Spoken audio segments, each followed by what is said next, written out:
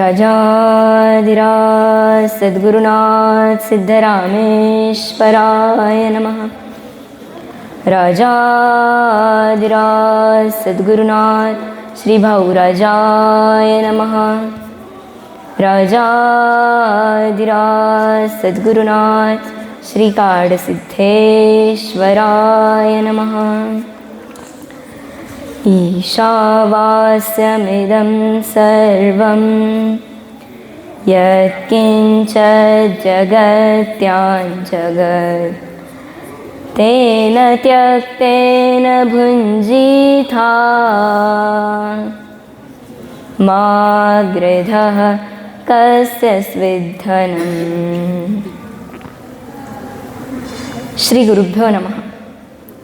प्रथम प्रातस्मरणीय परमपूज्य स्वामीजींच्या चरणी साष्टांग प्रणिपात व इथे उपस्थित कुमार स्वामीजी, आचार्यवृंद तसेच ब्रह्मचारिणी आणि ब्रह्मचारी यांना माझा प्रणाम।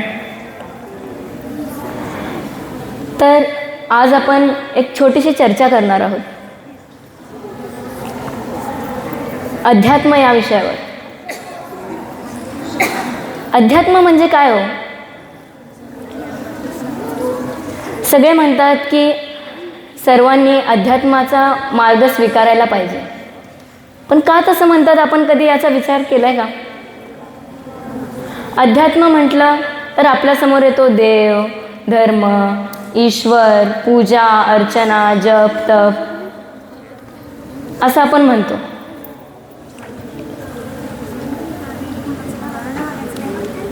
आजकालची पिढी, आता कलियुग चालू आहे, वर्तमानामध्ये जास्त कोण देवाधर्माचं बघत नाही। सगळेजण विषयोपभोगांच्या मागे लागले। पण आपण देवाला का प्राप्त करायचं? देव हा कोण आहे याचा कधी आपण विचार केलाय का हो? म्हणतात देव देव, कोणी पाहिलाय का? आपण म्हणतो संत ज्ञानेश्वरांनी पाहिलाय, संत तुकारामांनी पाहिलाय, पण आपल्याला माहिती आहे देव कसा असतो? मग आपण त्याची आराधना का करायची असा प्रश्न येतो ना। जे दिसतच नाही त्याच्याप्रती का जायचं? काय असतं की दोन मित्र असतात, खूप जिवलग मित्र असतात। एक मित्र असतो आस्तिक असतो आणि दुसरा असतो नास्तिक। आस्तिक असतो तो खूप देवाची पूजा अर्चना, ध्यान, जप तप एकदम व्यवस्थित चालू असतं, आणि जो नास्तिक असतो तो काहीच करत नाही, देवाची आराधना तर सोडाच, त्याला आवडतच नसतो देव। मग एकदा काय होतं, असंच ते निवांत बसलेले असतात, असेच चर्चा करतात। नास्तिक मित्र असतो तो आस्तिक मित्राला विचारतो, एवढा तू शांत, एवढा देवाची पूजा करतोस, अर्चना करतोस, तुला देव कधी दिसलाय का? देव कसा असतो? माझा तर त्याच्यावर विश्वास नाही। आपल्याला दिसत नाही त्याच्यावर आपण विश्वास ठेवत नाही। मग ह्याच्यावर तो जो आस्तिक मित्र असतो काही बोलत नाही। त्याच्यानंतर काही दिवसांनी ते मित्र एकत्र असतात, तेव्हा जो नास्तिक मित्र असतो त्याला केस कट करायचे असतात। मग जवळच दुकान असतं बाजूच्या गावामध्ये। मग आस्तिक मित्र म्हणतो नास्तिक मित्राला की ह्या जगामध्ये न्हावी नावाचा प्रकारच नाही आहे, न्हावीच नाही आहे। मग नास्तिक म्हणतो, अरे असं कसं काय? आपल्या पलीकडच्या गावात तर आहे। तो म्हणतो नाही आहे, मला माहिती आहे नाही आहे। ठीक आहे, मी दाखवतो बोलतो। मग तो नास्तिक आहे तो त्याला घेऊन जातो। म्हणजे काय झालं, तो आता म्हणतो, कोण? आस्तिक मित्र म्हणतो की बघ, तू काय मला म्हटलेलास की देव नाही आहे, बरोबर, पण आस्तिक मित्र त्याला समजावून सांगतो जसं आता मी म्हटलो की न्हाव्याचं दुकान नाही आहे, पण ते आहे ना, कुठेतरी आहे, पण आपल्या समोर नाही आहे. पण याचा अर्थ असा आहे का की नाहीच? मग जसं तू मला या दुकानापर्यंत घेऊन आलास, जशी तुला गरज होती, मग त्याचप्रमाणे देव पण आपल्याला, आपण त्याच्यासमोर गेल्याशिवाय, आपण श्रद्धा भक्तिभावाने त्याच्याकडे गेल्याशिवाय तो आपल्याला दिसेल का? नाही. तसंच असतं. त्यासाठी देवाकडे आपण गेलं पाहिजे, देवावर आपण विश्वास ठेवला पाहिजे, तेव्हाच आपल्याला देव मिळणार आहे. त्याशिवाय आपल्याला देव मिळणार नाही. ठीक आहे, आपल्याला समजलं आता देव आहे. पण आता आपण बाहेर समाजामध्ये म्हणतो, आता आपण हिंदू धर्माचे आहोत, तर आपण कोण गणपतीला मानतं, कोण वैष्णवपंथी आहेत ते विष्णूंना देव मानतात. असे ब्रह्मा विष्णू महेश अजून असे खूप सारे देव आहेत आपण मानतो. आता ख्रिश्चन धर्माचे बघूया, ते येशू ख्रिस्तांना देव मानतात. त्यानंतर मुस्लिम धर्माचे असू देत, त्यांची मशीद असते, त्यातील त्यांचा देव असतो. हा देव आहे का? आपलं वेदांत शास्त्र सांगतं की ईश्वर आहे, देव आहे, तो निर्गुण निराकार आहे आणि ती एक शक्ती आहे. शास्त्रामध्ये सांगितलंय की एकम सत विप्राहा बहुधा वदंती, म्हणजे सत एकच आहे, पण जे विद्वान लोक आहेत, जे मोठमोठे लोक आहेत, ते आपल्यानुसार आपल्या परीने ते देवांची फक्त वेगवेगळी नावं ठेवलेत. देव तर एकच आहे, शेवटी सगळ्यांना एकच ठिकाणी जायचं आहे, फक्त काय मार्ग वेगवेगळे आहेत. जसं की आपल्याला कोल्हापूरला जायचं आहे महालक्ष्मीच्या दर्शनाला, तर सगळे एकाच मार्गाने जाऊ का? नाही. तर कोणाचा सरळ मार्ग असेल, कोण फिरून जाईल, कोण अजून लांबून जाईल, त्याचप्रमाणे असतं. पण शेवटी जायचं तर कुठे आहे? एकाच ठिकाणी जायचं आहे.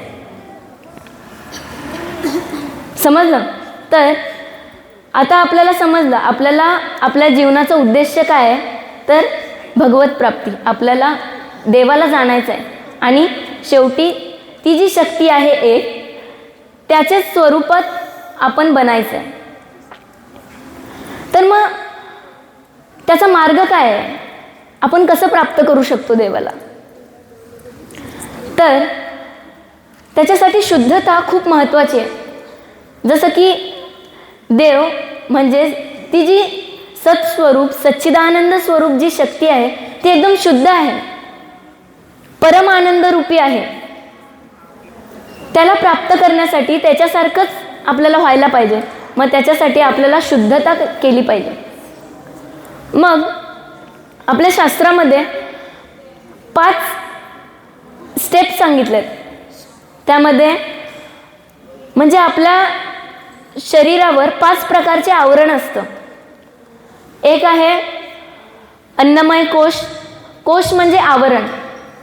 दुसरा आहे प्राणमय कोश, तिसरा आहे मनोमय कोश, चौथा आहे विज्ञानमय कोश आणि 5वा आहे लास्ट आनंदमय कोश. आता पहिला आहे, आपण स्टेपने बघत जाऊ टप्प्याटप्प्याने. तर पहिला आहे अन्नमय कोश, म्हणजे स्थूल शरीर. आपण जे शरीर धारण केलंय, जे आपल्याला दिसतोय देह, ते आहे अन्नमय शरीर, जे अन्नाच्या माध्यमातून चालत असतं. आपल्या त्या परमतत्वाला प्राप्त करण्यासाठी ह्या अन्नमय कोशाची अत्यंत आवश्यकता आहे. असं म्हणतात की शरीर माध्यमम खलु धर्म साधनम, म्हणजे शरीर असेल तरच आपण जे काही साध्य करायचं असेल ते साध्य करू शकतो. आपलं शरीरच व्यवस्थित नसेल, जर आपण रोगी असू, तर आपण त्या तत्वापर्यंत पोहोचू शकू का? आपण साधना करू शकू का? नाही. तर शरीर हे शुद्ध असलं पाहिजे, तेव्हाच आपण पुढची साधना आपली प्रारंभ करू शकतो. दुसरं आवरण असतं ते प्राणमय कोश. म्हणजे आपलं जे शरीर आहे त्याला शक्ती कुठून भेटते? आपण अन्न खातो, ठीक आहे, पण फक्त अन्नानेच चालेल का हो? नाही. मग त्याच्यासाठी आपला प्राण लागतो. आपण जेव्हा जन्म घेतो तेव्हा आपल्यामध्ये प्राण असतो, त्यामुळेच आपण हालचाल करू शकतो. पण जेव्हा आपल्या शरीरातून प्राण जातो तेव्हा हे शरीर काही कामाचं असतं का? नाही. त्यामुळे आपण आपला प्राण शुद्ध केला पाहिजे, त्याच्यावर संतुलन केलं पाहिजे. त्यानंतर पुढचा कोश आहे मनोमय कोश. आता मन म्हटलं तर आपल्यासमोर काय येतं की चंचलता. मनाचा स्वभावच आहे चंचल. म्हणजे त्याला उपमा कशाची देतात तर एका माकडाची उपमा देतात. माकड कसं असतं? एकदम चंचल असतं, ते कधीच एका ठिकाणी स्थिर राहत नाही. त्याचप्रमाणे आपलं हे मन असतं. पण जेव्हा मन विचलित असतं तेव्हा आपण कोणतेही कार्य व्यवस्थितपणे करू शकत नाही. मग त्यासाठी आपल्याला मनावर संतुलन, मनाची एकाग्रता असणं खूप महत्त्वाचं आहे.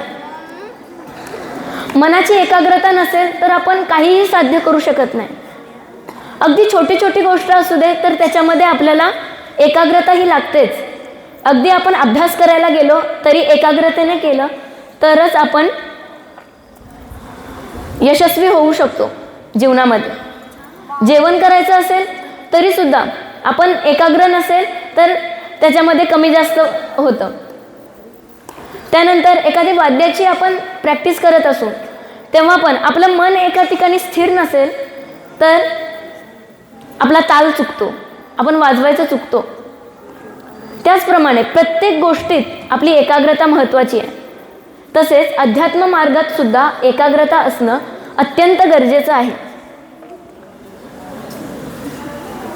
मन संतुलन असेल तरच आपण पुढची पायरी गाठू शकतो. त्याच्यानंतरचा टप्पा आहे तो आहे विज्ञानमय कोश. जेव्हा आपलं मन संतुलनमध्ये येईल तेव्हा आपली बुद्धी सुद्धा संतुलनमध्ये येते, संतुलित होते. बुद्धी म्हणजे काय हो तर निश्चयात्मिका बुद्धी म्हणतात. जी निर्णय घेते काय योग्य आहे काय अयोग्य आहे. मग जेव्हा आपलं मन स्थिर होतं तेव्हा आपण चंचल होत नाही, आपली बुद्धी पण स्थिर होते. आपल्याला काय करायला पाहिजे काय करायला नको आपण योग्य मार्गच निवडतो. आणि जो प्राणमय कोश आहे, मनोमय कोश आहे आणि विज्ञानमय कोश आहे हे सूक्ष्म शरीराच्या अंतर्गत येतात. जेव्हा आपण प्राणमय कोशावर विजय मिळवू म्हणजे आपण जेव्हा श्वासावर नियंत्रण करू तेव्हाच आपण मनोमय कोशाला म्हणजेच आपल्या मनाला संतुलन करू शकू. आणि जेव्हा आपलं प्राण आणि आपलं मन संतुलित असेल तेव्हा आपली बुद्धी व्यवस्थित काम करेल.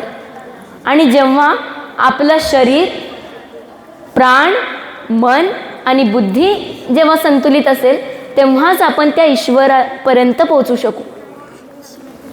तेव्हाच आपल्याला ईश्वर प्राप्ती होणार आहे. त्यासाठी आपल्याला पहिल्यापासून शुद्धता करणं अत्यंत गरजेचं आहे.